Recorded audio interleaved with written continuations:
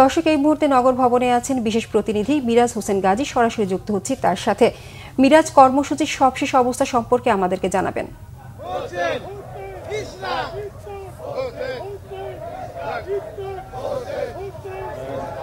রেখা, এই ঢাকা দক্ষিণ city corporation নগর ভবনের সামনে ইশরাক হোসেনকে মেয়রের দায়িত্ব বুঝিয়ে দেওয়ার দাবিতে টানা কর্মসূচির অংশ হিসেবে আজকে অবস্থান কর্মসূচির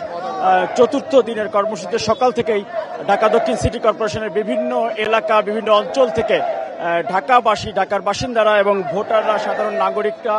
এবং ইশরাক হোসেনের সমর্থকরা তারা এই দক্ষিণ সিটি কর্পোরেশন নগর ভবনের সামনে সমবেত হয়ে সকাল থেকেই তারা বিক্ষোভ কর্মসূচিতে অংশ নিচ্ছেন এবং স্লোগান দিচ্ছেন যাতে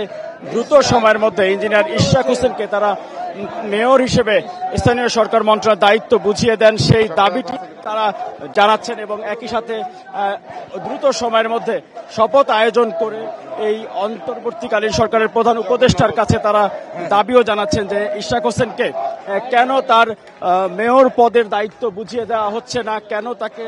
এখন পর্যন্ত এই শপথ আয়োজন করা হচ্ছে না। স্থানীয় সরকার মন্ত্রণালয়ের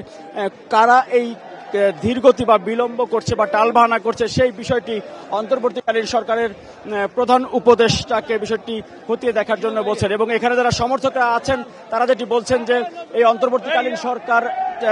সাধারণ মানুষের সরকার, সবাই সমর্থন করছে, সকল দল মত এই অন্তর্বর্তীকালীন সরকারকে সমর্থন করেছেন, যেই কারণে এই সরকারের বিরুদ্ধে কঠোর কর্মসূচিতে তারা যেতে চান না এবং এই সরকারকে তারা সমর্থন দিয়ে যেতে চান, যেই কারণে ইঞ্জিনিয়ার ইশরাক হোসেনকে দ্রুত সময়ের মধ্যে তারা এই মেয়র হিসেবে দায়িত্ব বুঝিয়ে দেওয়ার জন্য স্থানীয় সরকার মন্ত্রণালয়ের প্রতি বারবার আহ্বান জানাচ্ছেন এবং সেই বিষয়ে অন্তর্বর্তীকালীন সরকারের প্রধান উপদেষ্টা ডক্টর মোহাম্মদ ইউনূসের প্রতিও আহ্বান জানিয়েছেন যাতে তারা দ্রুত সময়ের মধ্যে এই ইঞ্জিনিয়ার ইশরাক হোসেনকে তার দায়িত্ব বুঝিয়ে দেওয়ার জন্য তারা আহ্বান জানাচ্ছেন এবং তারা বলছেন যে তারা এই সরকারকে কঠোর কোনো কর্মসূচিতে যেতে চাচ্ছেন না, তারা দ্রুত সময়ের মধ্যে শেষ কর্মসূচি তারা ইশরাক হোসেনকে দায়িত্ব বুঝিয়ে দেওয়ার জন্য দাবি জানাচ্ছেন এবং তারা তখন কর্মসূচি শেষ করে দিবেন, এটি তারা বলছেন। এই ছিল আমার কাছে রেখা